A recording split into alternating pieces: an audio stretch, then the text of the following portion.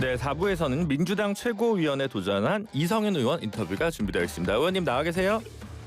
예, 안녕하십니까. 네, 안녕하십니까. 저희 지금 1월 11일 날 선거가 예. 있는 거죠? 예, 그렇습니다. 1월 11일 날 선거가 네, 있습니다. 5분이 출사표를 던졌고 이제 예. 그동안 이건태 의원 그리고 유동철 교수님 두 분이 저희 스튜디오에서 인터뷰를 했다는 예. 말씀 드리면서 네. 근데 오늘 저도 아마 직접 나갔어야 법사위가 되는데. 갑자기 좀 있어가지고 못 오신 걸로 알고 있는데요. 어쨌든 예. 네, 질문을 좀 드려보도록 하겠습니다. 예. 일단 출마 선언을 보니까 저는 이게 좀 예. 눈에 띄었는데 그 오직 명심, 오직 당심 예. 요렇게 돼 있더라고요. 근데 예, 예. 언론에서는 좀 불편하신 얘기일 수 있습니다만 이성윤 의원은 문정복 의원과 함께 친청계다. 예. 이렇게 돼 있는데 이제 팻말은 오직 명심, 오직 당심 이렇게 돼서 이 예. 명청 갈등 논쟁에 대해서 어떻게 보고 계십니까?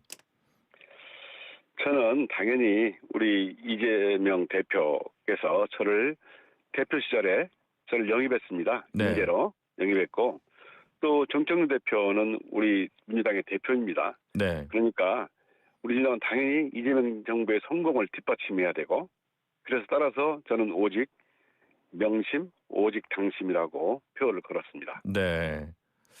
뭔가 알듯말듯한 얘기인데 제가 더 여쭤보진 않겠습니다. 네. 예. 그 내란 종식과 관련된 부분에서 제 역할을 하겠다라는 게 이제 예. 출마의 변인 것 같습니다. 예, 예. 그래서 뭐 중수청, 공소청 분리 완성, 사법행정위 뭐 이제 신설, 법원행정처 폐지 뭐 이런 얘기들이 있는데 예, 예, 예. 기존의 그 내란 전담 재판부의 수정안 과정에 대한 예, 예. 평가에서 이제 좀 출발할 필요는 있을 것 같아가지고요.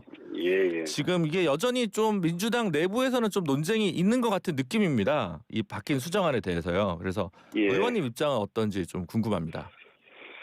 제가 그 내란 전담 재판부 설치법을 대표 발의했습니다. 두 번째 발의였죠? 네. 예, 발의해서 그 법이 이제 법사위를 통과했는데요.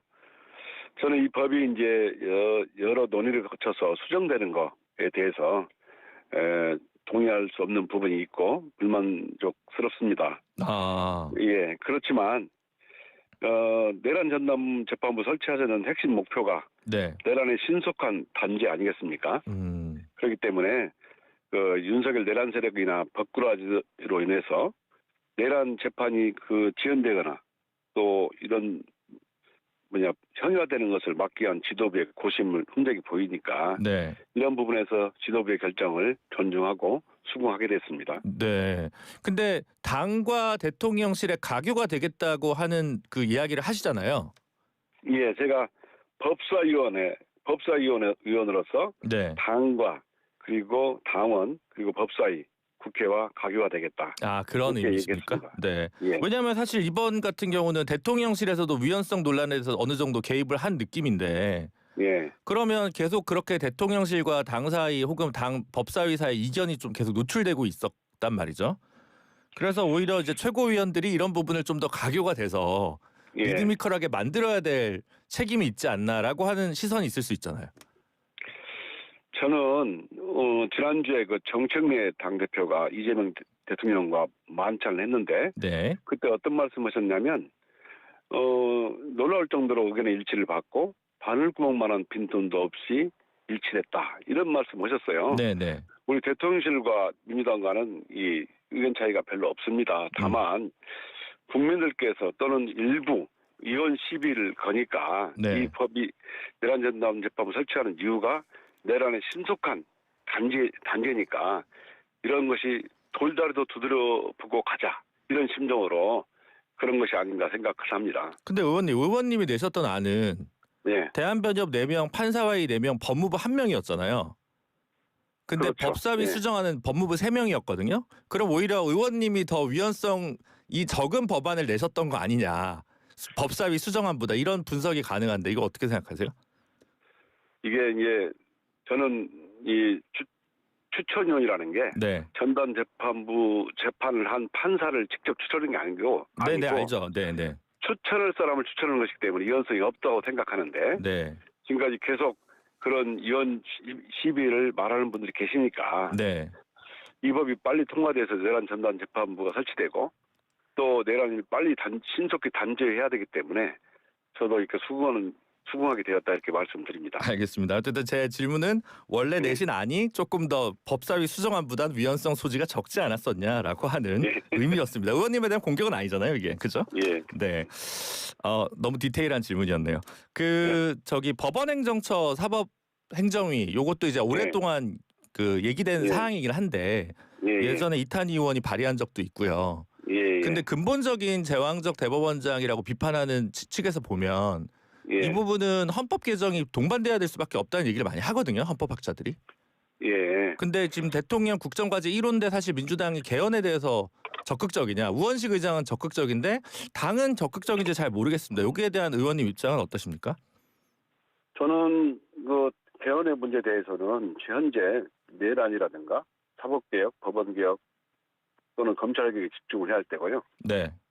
다만 법원행정처에 대해서 사법행정위원을 바꾸자는 것에 대해서 위헌이라고 말씀하시는 분이 네. 저는 이해가 되지 않습니다. 왜냐하면 아예 안 된다 이해가. 네. 사법의 독립은 재판의 독립을 말씀하는 것이지 사법행정의 독립은 아니지 않습니까? 네네네. 그렇잖아요. 네. 그래서 분명히 사법행정과 사법의 독립을 구분해야 된다. 그렇게 본다면 지금까지 법원행정처가 어땠습니까? 제왕적 대법원장에게 일임체제 봉사하는 조직이 돼가지고 네. 이렇게 법원이 불신을 받게 되었다. 네. 그렇다면 법원행정처를 개혁해서 이제 법원행정도 투명한 조직으로 바뀌고 법원의 인사, 예산, 징계 이런 부분을 정말 국민들이 보기에 투명하게 해서 결국은 법원 판사들도 독립된 상태에서 재판을 할 수 있도록 만들고 국민도 법원을 신뢰하게 되고 결국 사법권의 독립에 도움이 된다 이렇게 생각합니다. 네, 일단 알겠습니다. 그리고 이제 공소청, 중수청 이제 나뉜다. 이제 내년 9월로 예정돼 있지 않습니까? 그렇죠. 근데 지금 얘기 들어보니까 검찰에 있던 검사들은 중수청에 갈 생각이 없는 것 같아요. 예. 그런 여론조사 결과들이 좀 이제 나오는 것 같은데 그건 대검에서 조사한 거니까요. 일단. 그래서 사실은 공수처도 인력 문제나 이런 것 때문에 제대로 안착이 못 됐다는 평가들이 좀 지배적인데 이 중수청을 안착시키기 위한 어떤 특단의 대책 이런 것들은 좀 어떤 고민을 좀 의원님께서는 하고 계신지 궁금합니다. 제가 이렇게 알아본 검사들 후배들하고 얘기해보면 수사를 하고 싶은 검사들 중에서 중수청에 가겠다는 검사들이 꽤 있어요.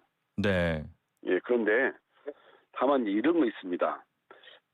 원래 수사기소를 분리한다면 네. 공소청하고 경찰이 수사하고 공소청 기소만 하면 맞겠죠. 네. 그런데 그 중수청을 두는 이유는 기존의 검찰의 그 부패 수사 역량과 경험을 살려가지고 그 부패 수사에 공백이 없도록 하겠다 이런 취지잖아요. 네. 그런데 이 막상 중수청, 공소청으로 만들면 검사들 중에서도 수사를 하고 싶은 검사나 또 검찰 수사관들은 중수청으로 많이 갈 거라고 봐요. 네. 제도가 바뀌는 과정에서 일부 이탈이 있을 수 있겠지만 저는 수사 공백도 별로 없을 것 같고 또 인력 구성 문제도 별 문제가 없을 것 같다 이렇게 생각을 하고 있습니다. 네. 대검 태스크포스에서 이제 그 자체 조사한 검사 910명이 답해서 701명이 공소청에 남겠다. 중수청에 가겠다고 하는 건 0.8% 7명이라고 일단은 나와 있습니다. 네. 미정인 분들도 있지만 그래서 네. 제가 몇 명 여러분 다는 아니겠지만 후배들로 얘기해 보면 수사를 원하는 검사들은 중수청으로 가겠다는 검사들 수사를 있습니다. 원하는 검사들은 보안 수사권이 그대로 남기를 원할 수도 있지 않을까요? 그렇죠. 네. 보안 수사권을 요구하는 검사들도 있었지만 네. 중수청에 가가지고 수사를 좀 하겠다. 검사도 있었습니다. 네, 알겠습니다. 그 대법원에서 오늘 내란 전담 재판부 설치와 관련된 예규를 마련한다. 이런 보도가 있습니다. 그래서 국회에서 자극을 받아서 대법원이 어쨌든 뭔가 움직이고 있는데 그럼에도 불구하고 연내 지금 민주당 안에서는 이 내란 전담 재판부 설치를 무조건 한다. 이렇게 저희는 보면 되는 건가요? 저는 대법원이 그 꼼수를 부리는 거다 생각을 합니다. 네. 오늘 이렇게 내란 전담 재판부 설치하기로 했다면 신중했어야죠. 네. 국민들이 불신하는 이유가 뭐냐면 직위원 재판부가 재판을 마치 침대 축구하듯이 재판을 느릿느릿하고 또 조희대 대법원장이 5월 1일 날 그런 말도 안 되는 파기환송 재판을 하는 바람에 법원을 불신하게 됐지 않습니까? 그렇다면 이거 내란 전담 재판부 설치하고 했다는 건데 할 수 있었지 않습니까? 그럼 빨리 해야 된다. 네. 빨리 했었어야 되는데 이제 와서 이걸 설치하겠다는 것은 내란 전담 재판부 설치법을 막겠다는 거 아니겠느냐. 저는 원래대로 국회에서 법을 통과시켜야 한다 이렇게 생각을 합니다. 네. 조국혁신당 같은 경우는 원래도 예규로 하는 것이 더 위헌성이 적다라는 견해기는 한 것 같더라고요. 예. 그래서 뭐 조국혁신당이 내란 조기종식의 진심이 아닌 정당은 아닐 테니까 예. 이런 조국혁신당 입장에 대해서는 어떻게 생각하십니까? 조국혁신당도 기본적으로 아마 내란 전담 재판부 법으로 만드는 것에 대해서는 반대하지 않고요. 네. 또 조국혁신당도 낸 의견을 보완해서 저희가 수정을 만들었기 때문에 저는 신속히 이 법안을 통과해야 한다고 생각하고요. 네. 이런 걸 말씀드리고 싶어요. 네. 법원이 작년 12월 3일 날 내란에 한마디도 못하다가 자기들이 조직에 개혁한다는 법안이 나오자 극달까지 달려들어서 반대하는 의견을 내고 위헌이라고 하고 이러면 국민들이 법원을 신뢰하겠습니까? 이런 행동을 내란 전담 재판부를 설치한다고 그러면 진적했었고 그러면서 국민들한테 신속한 재판 모습을 보여줬다면 이렇게 국회에서도 국민들이 법안을 내란 전담 재판부를 설치하라 이런 말 하지도 않았을 것이고요. 특검이 6개월 동안 열심히 수사했는데 법원은 어땠습니까? 영장을 기각해가지고 그 특검이라는 게 시한을 정해놓고 수사하는 거지 않습니까? 네. 시간을 많이 소비했지 않습니까? 이런 측면의 법원이 참말로 이게 헌법과 법치주의의 최후 보루냐? 그게 아니고 내란 세력의 최후 보루라는 비아냥까지 들었지 않습니까? 저는 이번에 법원이 이런 내란 전담 재판부 얘기 만든 거 꼼수라고 생각하고 꼭 법안을 통과시켜야 한다고 생각합니다. 네. 그리고 이거 마지막 질문이 될 수도 있을 것 같은데 예전에 서울중앙지검장 하실 때 윤석열 전 대통령이 검찰총장이었던 거잖아요. 예, 그렇죠. 그 예전에 보면 뭐 그 당시에 제가 좀 순화해서 얘기하면 당신이 눈에 보이는 게 없냐? 너가 뭐 하려고 한장했냐 이런 말까지 직접적으로 다소 욕설 같은 것도 들으셨다고 이제 얘기하신 적도 있으신데 그렇죠. 오늘 윤석열 전 대통령 생일입니다. 옥중 메시지로 성탄 메시지도 했는데 여기에 대한 촌평을 좀 부탁드립니다. 저도 그 옥중 메시지를 봤는데요. 바른 나라 만들기 물려주려는 뜻으로 개엄했다고 했더라고요. 네.